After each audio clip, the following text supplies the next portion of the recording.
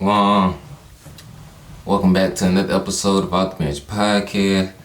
And we're going to be talking about Game 2, Boston Celtics versus the Orlando Magic, which the Boston Celtics took care of business, took a 2-0 lead over Orlando Magic in a 109, 100 game. And before we get into that, make sure you hit that like button, subscribe button, and let's go and get into it. Now, what I want to say, no Jason Tatum, no problem. Because all we got to do is call on Mr. Jaylen Brown and he going to get the job done. Jaylen Brown, a lot of people said he couldn't be a number one option. Tonight he showed you otherwise. 36 points, 10 rebounds, 5 assists. Did his things. Obviously you got contributions from Kristaps Porzingis. Double-double, 20 points, 10 rebounds. Derek White going to do his thing. 17 points, 6 rebounds, 5 assists. Drew Holiday get 11. Payne Pritchard, Mr. 60 Man of the Year, a.k.a. the best white boy in the NBA, give you 14 off the bench. Yeah. I told you, I just made a video in Game 1, after Game 1, saying that Payne Pritchard, best African Caucasian man in the NBA. I ain't talking about no overseas. I ain't talking about no foreign players. I'm talking about that were born in the U.S., born in the United States, born in America. Man, ain't nobody messing with no Payne Pritchard. I don't want to hear nothing about no Tyler Hero. I don't want to hear nothing about no Austin Reeves. Payne Pritchard is that boy. Now, what I want to say is that we need to start putting respect on Derek White's name. And when we talk about best third options, hey, ain't no better third option than Derek White in the NBA. And that's facts. I don't want to hear no Austin Reeves. I don't want to hear this name, that name. Derek White is the answer. He is the best third option in the NBA because he can give you everything on the stat sheet. He can give you points on your star players not showing up. He can take the low offensively scoring wise. He can distribute. He can play make. He can rebound. He got the 6'7" body frame. He's long. He's athletic. He's still young. He only 27 years old. He can shoot the three. He can get to the rim. Shoot the mid-range. He can do everything. And what adds on into everything to his offensive arsenal is that he can play. He's a menace on the defensive end. Maybe one of the best defensive, if not the best defensive guard shot blocker in the NBA. He can strap up some on the defensive end. So y'all saying Austin Reeves the best third option, but y'all disrespecting, and y'all just goes to show me y'all don't really watch ball. Cause Derek White, man, I'm positive. Derek White is the best third option in the NBA. Now, with all that being said, the Boston Celtics, they took a 2-0 lead. Like I said, they got contributions from everybody. Even with Jason Tatum being out with a wrist injury, it's no problem for the Boston Celtics. And they showed you why they defending champs for a reason. They got another gear they can always tap into defensively and offensively. Jaylen Brown, he went into his bag. We seen the offseason work come to tuition today. You know, we seen that man in the swimming pool with a ball and the weight. I don't know what that man was working on, doing that type of workout in a pool with a ball and a weight. But hey, 36-10. Hey, you can move me with that. You can intrigue me with that. Now on the Orlando side of things, they played a better game than what they did in Game 1. Paolo, he got more helping today. Like I told, because in Game 1, Wendell Carter, you didn't show up. He bounced back today with 16 points. Anthony Blake got 11 points off the bench. But Paolo, he gonna do his thing. And Paolo is a superstar in the making. We don't talk about him much because he's in Orlando. He don't play for, what they call that. He don't play for a high market team and all this. They not a fan favorite in Orlando and all these things like that. But the thing is, Paolo, he a stud. He can ball. He can hoop. 32, 9, and 7. Just last game, he had 36. Paolo, he one of the ones, bro. Future superstar in the making. Got potential to be one of the top 5 players in the NBA. His potential through the roof.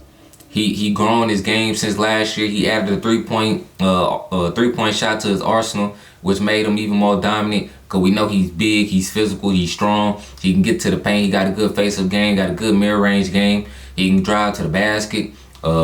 He can shoot the pull-up. Now he added a three-point shot to his game. Now where I feel like the Orlando Magic lost this game though, because I think they had a chance to win this game, it's free throws. Like I told you, If you don't win if you don't win a rebounding battle, you don't win a free throw disparity, or you don't win a turnover battle, if you don't do at least 2 of the 3 things, it's gonna be difficult for you to win. Especially when you a lesser team trying to beat the defending champs. You go up against a team like the Boston Celtics.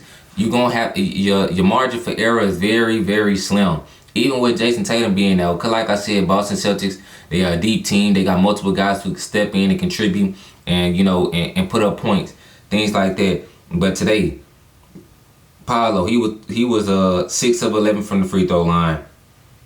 6 of 11 from the free throw line. That's your star player. That was 15 of 24 from the free throw line. They end up missing 9 free throws, which the Boston Celtics, they were 25 of 33. They end up missing 8 free throws. But the thing is, they had more free throw attempts. They had 9 more free throw attempts than the Orlando Magic, and they end up making.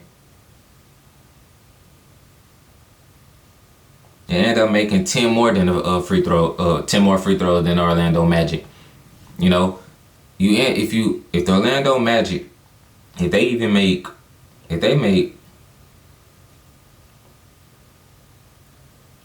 they shoot better from the free throw line, they lost by 9. It's a different ball game. Now, probably the Boston Celtics probably still would have won, because let's take a look at the rebounds. Orlando Magic had 34 rebounds. Boston Celtics had 46. So that's where they won the game. They already won 2 of the 3 categories right there, which they end up winning by 9 points. The Boston Celtics had 10 turnovers. They took care of the ball. Orlando Magic, they had 7 turnovers, which they did better from game 1 to game 2 in terms of taking care of the ball, make sure they get a shot up every time down. But the thing is, your margin for error is very slim. You gotta be able to rebound to limit those second chance points, because once you get a Boston Celtics opportunities to crash the offensive glass, you know what they're looking for. They're looking for that kick out for the 3-point shot, and that is, that damn near inevitable. 2 things where I think is inevitable in the NBA is when you get an offensive when you let a team get an offensive rebound off a free throw and they kick it out to a 3-point shooter. It's inevitable that mug going in. You let a team. 3 things. I'm gonna say 3 things. You let a team get an offensive rebound from the free throw line, they kick it out to a 3-point shot, they making it. It's inevitable. They gonna knock it down. You let a team go down. You miss a layup, a wide open layup, and the team come down and shoot a 3. Man, it's going in. It's inevitable. And if you turn the ball over, you let a team. I ain't gonna say that's inevitable. So yeah, 2 things. You let them 2 things happen, that's inevitable. So you got to be able to. Your margin for error is very slim. The Orlando Magic, they got to do a better job of limiting second chance points. They got to put a body on somebody. They got to rebound. I'm not gonna say the Boston Celtics is a bigger team than theirs. I feel like they can match each other in size for size. They can go tick for tack. You look at Franz, he's 6'8", 6'9". Paolo 6'10". Wendell Carter 6'11". Anthony Black, he's 6'5", and he played a point guard position. Jonathan Isaac, he's 6'11". KCP, he's 6'5". They got size over there in Orlando. It's not like that the Boston Celtics is towering over those guys. It's just that one team got more hustle, more fight, and more heart than the other. But this just is a learning experience for Orlando Magic. This whole series is going to be a learning experience. Last year, it was their first time in the playoffs. They took the Cleveland Cavaliers to 7 games, which, was a good step. Now you going into a different ball game, into a different fight, going up against the defending champs, which is prone, the heavy favorites to go back to back this year. And you still a fairly young team. Your second time in the playoffs, which is Paolo, Franz, Wendell Carter, Anthony Black. All these young guys. It's a young team. This second time being in the playoffs, you're going up against a team like this that is better than you in talent wise, skill wise, got more experience than you. Even though that y'all keeping it close, like that's good for y'all. Winning. Sometimes, like I told y'all, it's not always about winning and losing. It's about how you win and how you lose. And I like the way that the Orlando Magic, they competed today. Even though they were down Jason Tatum, even though the Celtics were down Jason Tatum, you gave yourself a chance to be able to win this ball game. Obviously, you just didn't make the proper adjustments. You didn't do the little things to end up, changing the outlook of this game, the outcome of this game. But like I said, it's a learning experience. I seen a video a few days ago after game one. I seen one of the coaches on the Orlando Magic staff talking to Paolo. He was like, this is good for you. You getting double teamed. You seeing all these different coverages. You going up against the Boston Celtics. This is good for you. This you can learn from it. You can build from it. And that's where I'm at with the Orlando Magic, because I already didn't have them winning this series. It was no shot in hell that they was gonna beat the Boston Celtics in the series. But the thing is, this is a good experience, a good building block, a good experience curve, a learning curve for the Orlando Magic. Obviously, they down Jalen Suggs, which is their point guard. They point of attack defender, one of the best perimeter defenders in the NBA. He's, like I said after game one, that he's missing this series. If they had Jalen Suggs, who knows? This series can probably be competitive, which the game's still fairly been competitive. But the thing is, the Boston Celtics just fairly more overwhelming than the Orlando Magic.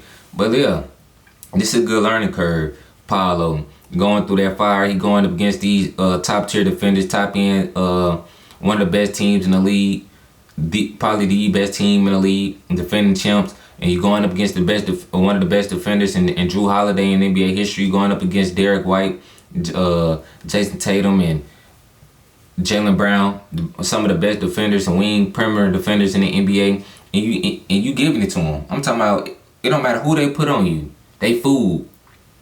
Now obviously you can't win the series by yourself, but the thing is, like I said, this whole series right now is just about learning, growing. Cause I bet you next year, once they get the proper tools around them, they gonna have experience. Their feet gonna be wet even more. They gonna be more seasoned, and they gonna be ready to go. And it's gonna be full fuel to the fire. Paolo just gonna keep getting better and better. Franz gonna get better and better, which he didn't shoot well at all from the 3-point line. He didn't shoot well at all from the 3-point line in the first game. And that's gonna be a good thing, because come playoff time, obviously teams gonna look to make Franz more often to shoot the 3 ball. They gonna sag off of him, give him space, and dare him to shoot threes. And to come this whole season, he gotta work. That's a part of his game, an element of his game that he gotta improve in if he want to be serious and taking the next leap for his team, and also in his development and his growth for his individual game. You seen steps in Paolo. He took the necessary steps.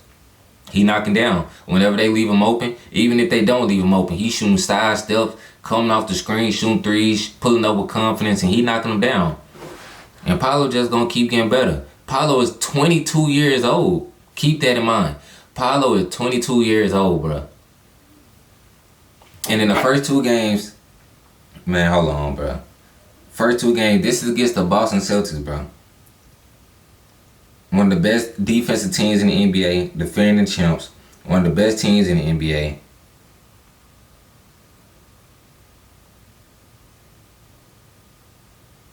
Paolo had 36 the first game, 32 in the second game. In the first 2 games, he averaging 34 points at 22 years old. You crazy if he gonna be declining, because he ain't even reached at his peak yet, at his prime. That man got 4 years left before he enter his prime. That mean I'm talking about his physical prime, his athletic prime, his scoring prime, his experience prime. This is not the end of Paolo. No, I say this is perfect for Paolo to be able to go up against a team like this, to see these type of defense, to see these type of defenders, and you cooking them like this. Grow from it, learn from it. And that's what I'm taking from this series, because really ain't too much that they can do to be able to win this series, and that's just the truth.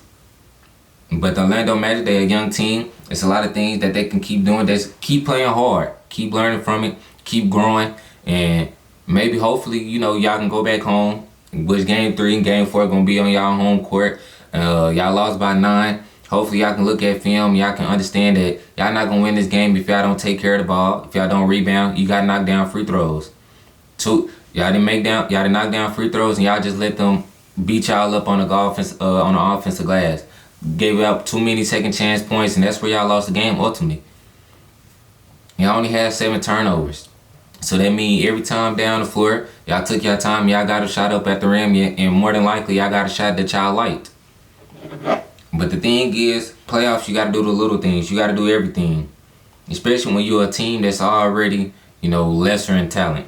Franz Wagner, he had 25. Wendell Carter, 16 points. Anthony Black, 11 points. KCP, the veteran of this team, you got to do better than what you're doing right now, man. First game, you had 6 points. All you gave me was 2 threes. And you followed that up in game 2 with 3 points. You supposed to be the veteran. You done went through everything. You done seen what it's like, how to win. You know how to win. You was with Denver on that championship run. You was a key contributor to the Denver Nuggets' success when they won that NBA championship.